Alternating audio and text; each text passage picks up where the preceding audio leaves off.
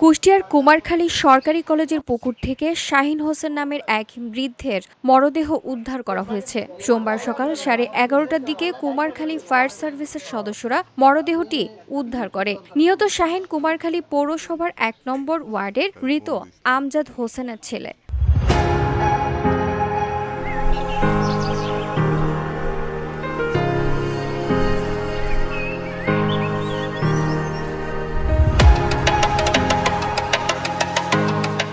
Police ও এলাকাবাসী জানায়, শাহিন চোখে কম দেখত, ডায়াবেটিস, ব্রেইন সহ নানা রোগে ভুগছিল। রবিবার বিকেলে আসরের নামাজ পড়তে কুমারখালী বড় জামে মসজিদে গিয়েছিল শাহিন। সন্ধ্যা হওয়ার পরেও বাড়ি না ফিরলে স্বজনরা তাকে খোঁজাখুঁজি শুরু করে। এক পর্যায়ে রাত আনুমানিক 8টার দিকে কুমারখালী সরকারি কলেজের পুকুর পাড়ে তার স্যান্ডেল পরে থাকতে দেখে স্বজনদের সন্দেহ হয়। পরে ফায়ার সার্ভিসে খবর দেওয়া হলে সদস্যরা উদ্ধার অভিযান শুরু করে। তবে রাত 10টা পর্যন্ত অভিযান চালালেও তাকে খুঁজে পাওয়া যায়নি। এরপর দ্বিতীয় দিনের মতো উদ্ধার অভিযান শুরু করে ফায়ার সার্ভিস। সকাল 11:30টার দিকে পুকুর থেকে শাহিনকে অচেতন অবস্থায় উদ্ধার করা হয়। পরে তাকে উপজেলা স্বাস্থ্য কমপ্লেক্সে নেওয়া হলে কর্তব্যরত চিকিৎসক তাকে মৃত ঘোষণা করেন। রাত্রে বাড়ি ফিরে না আমরা খোঁজাখুঁজি করছি, তো পাই নাই। ফজরের থেকেও আমরা খোঁজাখুঁজি করছি, পাই নাই। এই সকালে আমি একজনের কাছে শুনে যে ওখানে নাকি একজন মুরব্বী পড়ে গেছে পানিতে ডিগ্রি কলেজের পাশে, ওটা শুনে তারপরে আমি এসে খোঁজাখুঁজি করে ওনার স্যান্ডেল দেখে তারপরে আমি শনাক্ত করি যে হ্যাঁ ওনার স্যান্ডেল। এখন ওখানে যারা কালকে দেখছে তারা বলতেছে যে সে ওখানে পেশাব করতে বসে আর কি পড়ে গেছে পানিতে।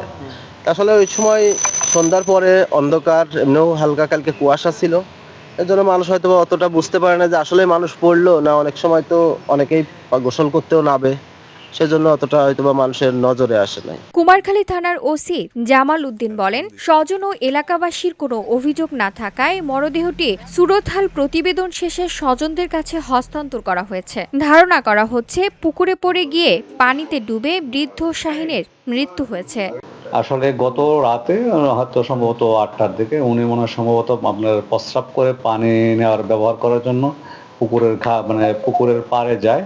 তো যাওয়ার পর ওইখানে কেউ বুঝতে পারে নাই যে একটা লোক পানিতে পড়ছে বা মারা গেছে বা এ ধরনের।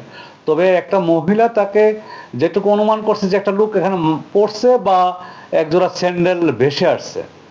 তো তখন আমরা রাতে সব ফায়ার সার্ভিসের খোঁজাখুঁজি করে একজোড়া স্যান্ডেল পাই, কোনো অস্তিত্ব অর্থাৎ কোনো মৃতদেহের বা কেউ পড়ছে এই ধরনের কোনো অস্তিত্ব পাওয়া যায়নি। তো আমরা সারা রাত্র এখানে ছিলাম, ফায়ার সার্ভিসও রাত্রে আসছে, সকালে আসছে।